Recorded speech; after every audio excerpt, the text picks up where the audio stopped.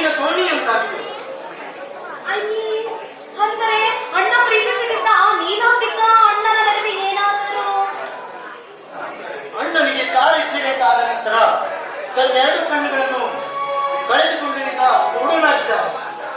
ಓ ಮೈ god. ಮತ್ತೆ ಅವನ್ನ ಪ್ರೀತಿಸಿದ್ದ ನೀಲಾಂಬಿಕಾ ಏನಾದರೂ?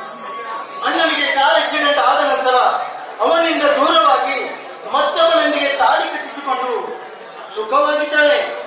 ಆದರೆ ನನ್ನನ್ನ ಮಾತ್ರ ಏನೂ ಅರಿಯದೆ ಅವಳ ಬರುವಿಕೆಗಾಗಿ ಪ್ರತಿದಿನ ಪ್ರತಿಕ್ಷಣ ನಿರೀಕ್ಷೆ ಮಾಡುತ್ತಿದ್ದಾನೆ. ನೋಡಿ ಮನೋಜ್, ಒಟ್ಟಿನಲ್ಲಿ ಒಂದು ಹೆಣ್ಣು ಹಣ ಆಸ್ತಿ ಸಂಪತ್ತು ಎಲ್ಲಿರುತ್ತೋ ಅಷ್ಟೇ ಅವಳ ಪ್ರೀತಿಯನ್ನು ಇಷ್ಟಪಡುತ್ತಾಳೆ. ಇಲ್ಲವಾಗಿದ್ದಲ್ಲಿ ಅವಳು ತಿರಸ್ಕರಿಸುತ್ತಾಳೆ. ಇಷ್ಟೇ ಈ ಸಮಾಜದ ಸುಲಭವಾಗಿದೆ.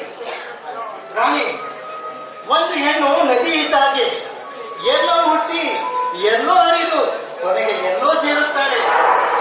ಹೋಗಲಿ ಬಿಡಿ ಮನೋಜ್. ನೋಡು, ಅಣ್ಣ ಹಚ್ಚಿದ ದೀಪವಂತೂ ಹಾರಿ ಹೋಯಿತು. ನೀವೇನಾದರೂ ಮದುವೆ ಬಗ್ಗೆ ವಿಚಾರ ಮಾಡುತ್ತೀರಾ?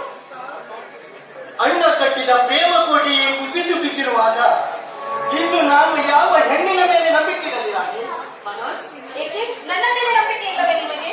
ನೋಡಿ, ನಾನು ನಿಮ್ಮ ಬಾಳ ಸಂಗಾತಿಯಾಗಿ ಈ ನಿಮ್ಮ ಮನೆ ಬೆಳಗುವ ಸೊಸೆಯಾಗಿ ಬರುತ್ತೇನೆ. ನೋ, ಅದೆಂದಿಗೂ ಖಂಡಿತ ಸಾಧ್ಯವಿಲ್ಲ. ನಾವಿಬ್ಬರು ಕಾಲೇಜ್ ದಿನದಿಂದಲೂ ಉತ್ತಮ ಸ್ನೇಹಿತರು.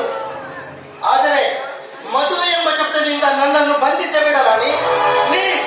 ನಾನಿನ್ನು ಬರ್ತೇನೆ. ಬಾಯ್.